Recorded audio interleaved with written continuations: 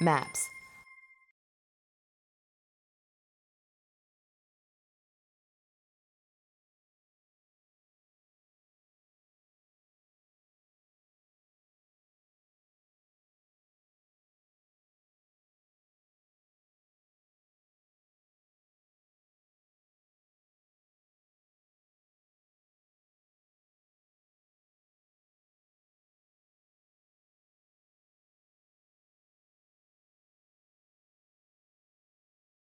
So I'm going to I'm not going to introduce them, but Nick Cozzi is going to take over first. I'm going to get out of the way and let him get going. Thank you, Nick, for being here.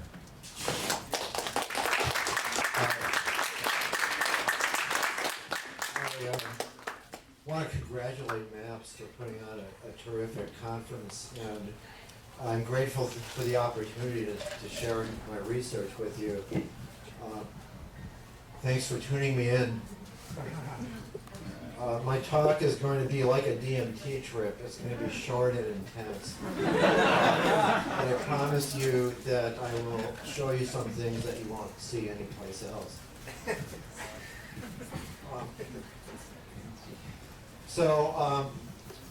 In 1961, Nobel laureate Julie Axelrod made the remarkable discovery that animal tissue, rabbit lung, had the ability to synthesize DMT according to the scheme shown on this slide.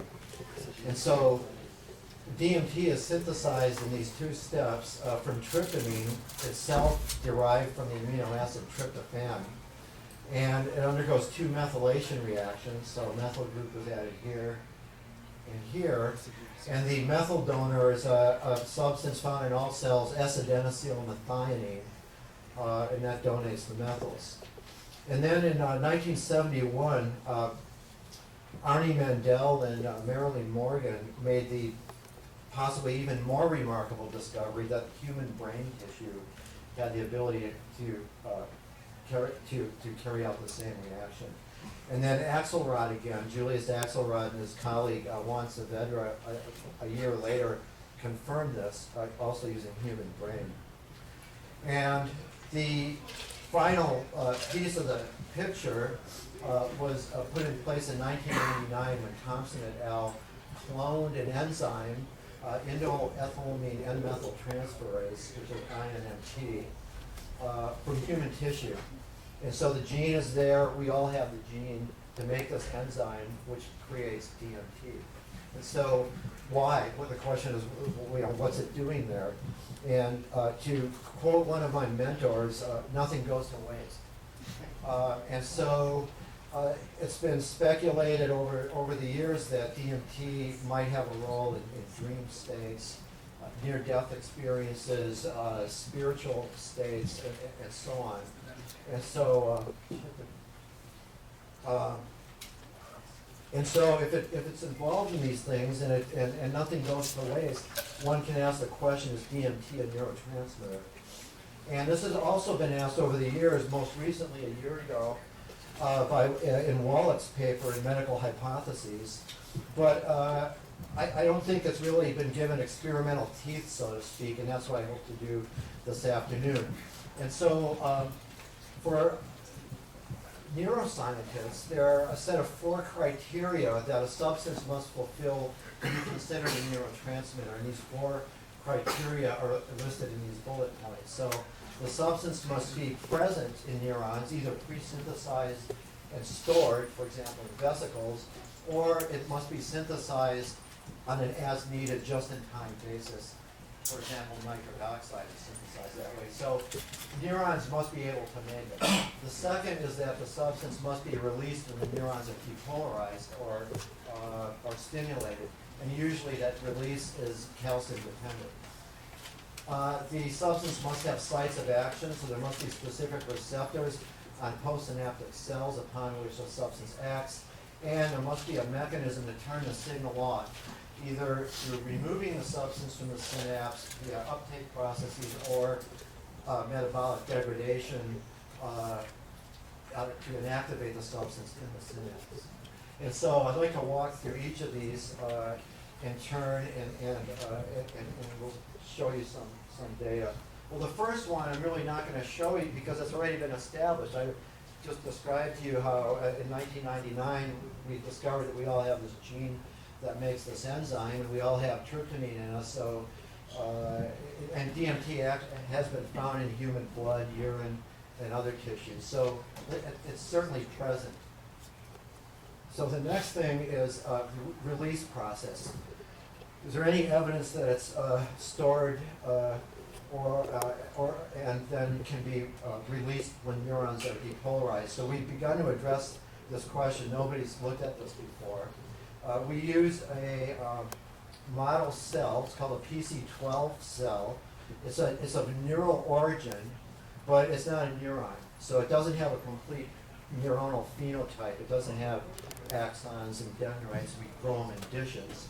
But they have pretty much of the other machinery required for storage and release of neurotransmitters.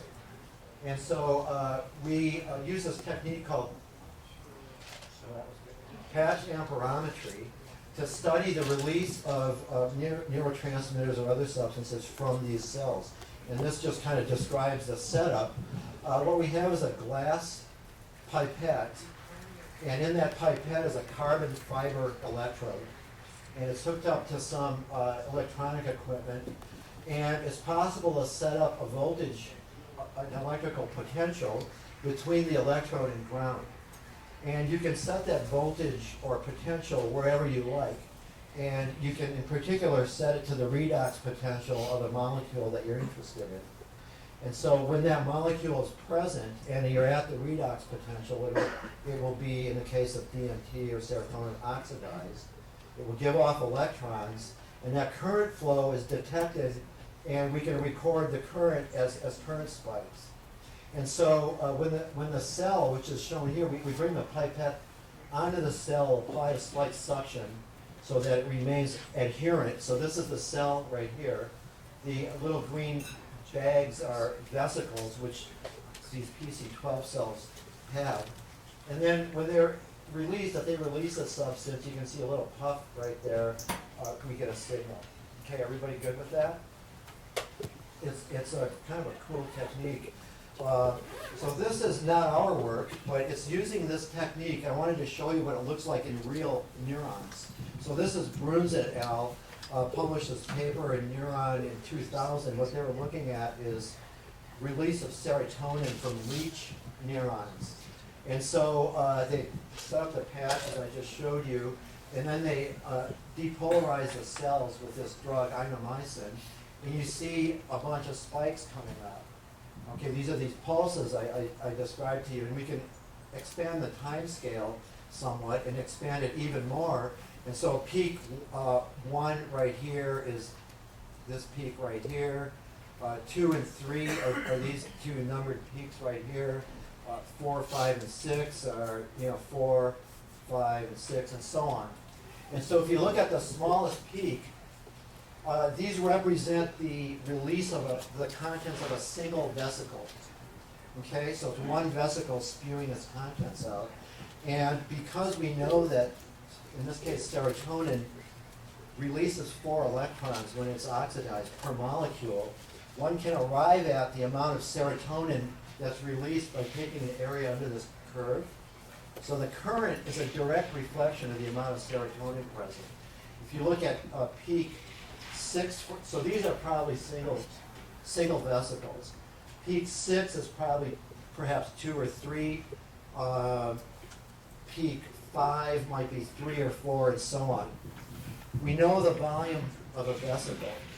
And from knowing the amount of serotonin that was released in the volume of a vesicle, these researchers quantify the amount of serotonin in one vesicle.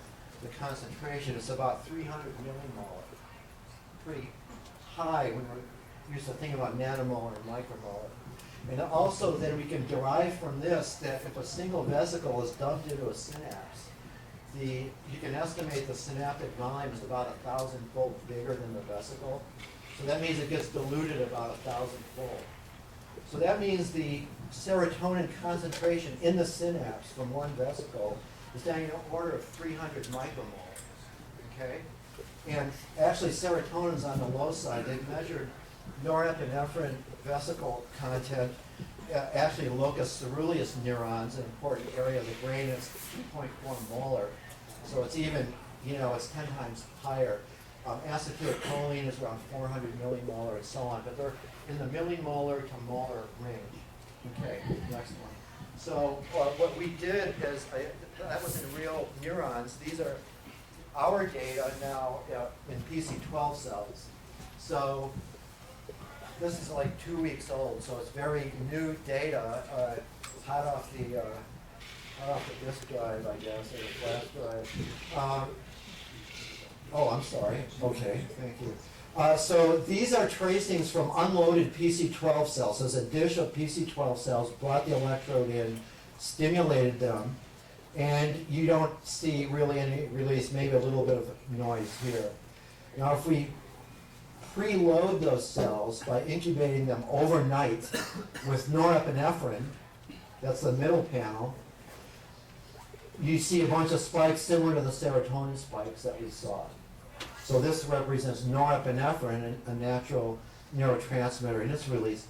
If we preload the cells with DMT, we see a similar pattern as we saw with the norepinephrine. It's clearly different from the unloaded cells.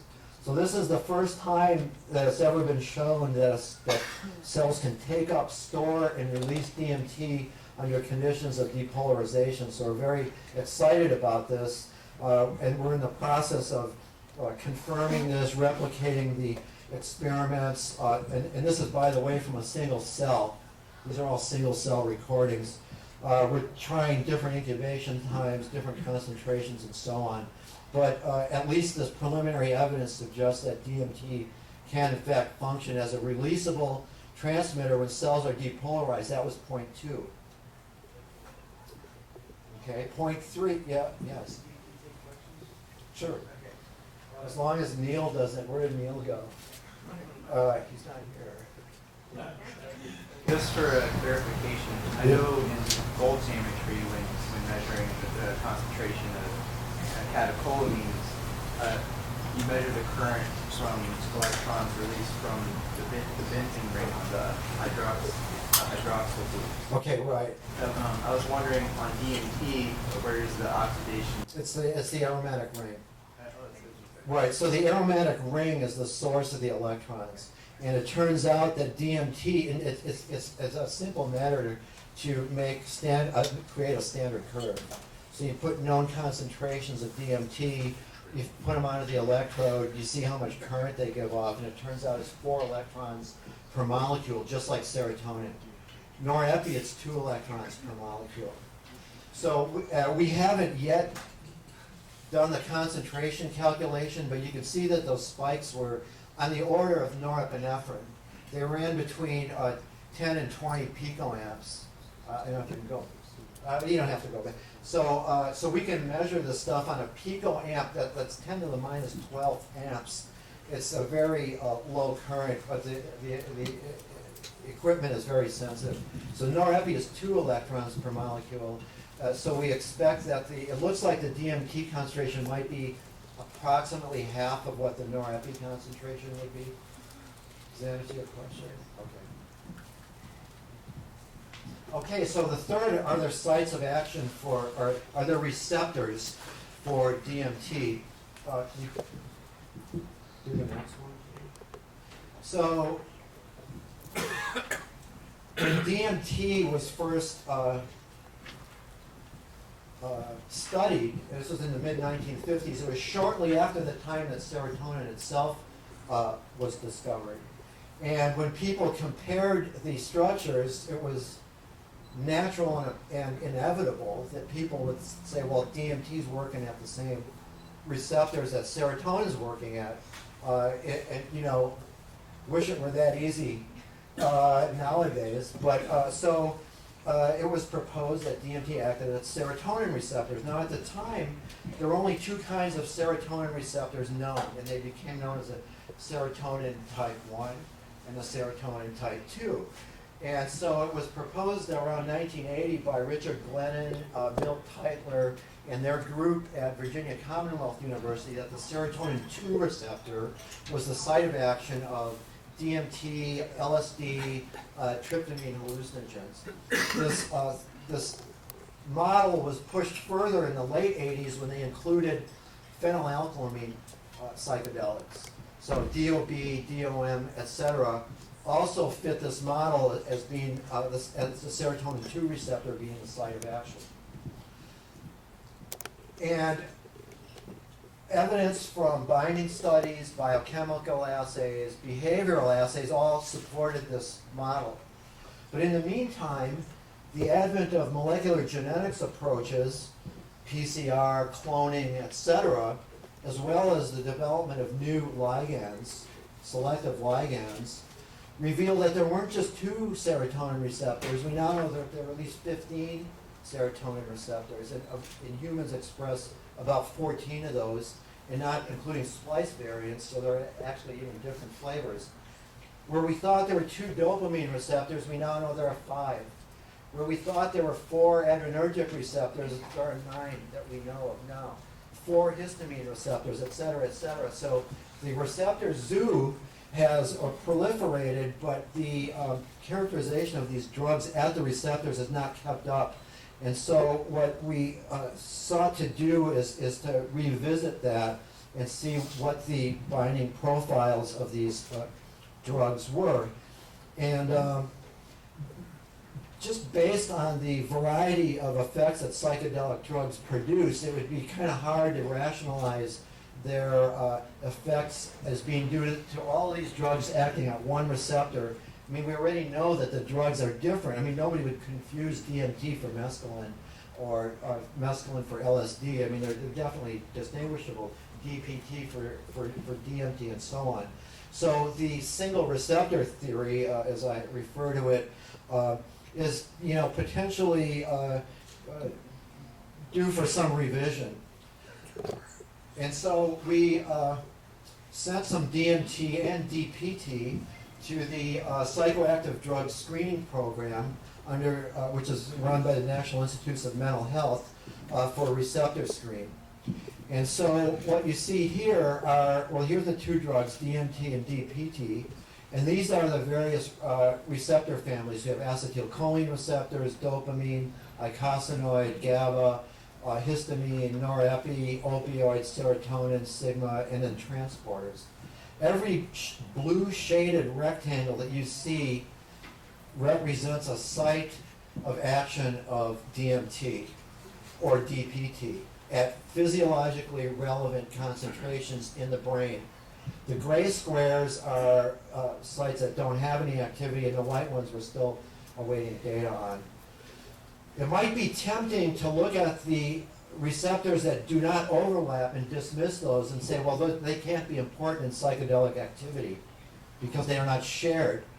But DMT and DPT are not the same experience. So in fact, the receptors that are not shared may well be the ones that are important in helping us understand how these drugs differ. And when you look at this, it's clear that to describe these drugs as serotonin 2A selective agents is inaccurate. They're not. And if you look at other drugs, LSD and so on, and there's been other studies, even the phenylethylamine drugs bind to multiple receptors. And so any theory or explanation of psychedelic drug effects that fails to account for their effects at these other receptors is at best incomplete. Yes, question? 2 questions. One is, are they agonists at all those sites? Don't know. So some of these, you're right, this is purely a binding profile. We know that there are partial agonists at some sites and so on. The second question is... Oh, okay, can we take the questions at the end? Because I still have a bunch of stuff to go. Okay, but hold that thought. Okay, let's do them next. So we did the work on sigma receptor. So sigma was one of those receptors. And by the way, we did some of those binding activities in our labs.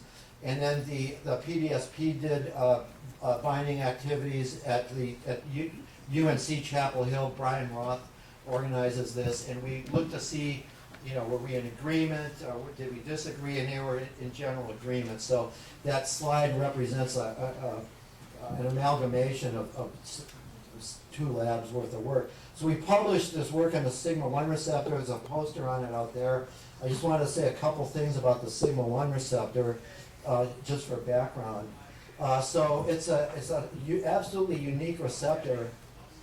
Can we do 5 minutes of quick? Okay. And so it's unlike any other animal protein. So all those other receptors are somewhat related. They're all G protein coupled receptors. This is a two-membrane receptor. It exists in the endoplasmic reticulum in the cell membrane. Did you hit the next one? This is human brain sigma-1 receptors.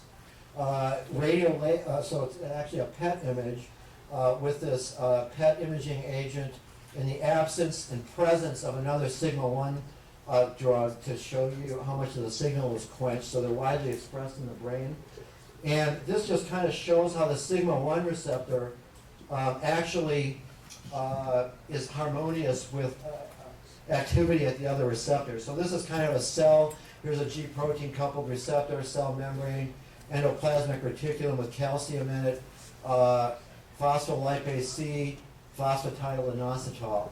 So when an agonist binds to the its G protein coupled receptor, as shown here, what happens is the receptor changes conformation, the G protein moves, activates phospholipase C, which then splits phosphatidylinositol into diacylglycerol inositol trisphosphate, IP3. That then moves to the ER, activates those channels, which then release calcium, and it has their effect. Where does the sigma-1 receptor fit in? It regulates those channels. And so any of the receptors, and there are 7 of them at which psychedelic drugs act, to activate this pathway, the sigma-1 receptor is the common point in them. Sure. Okay.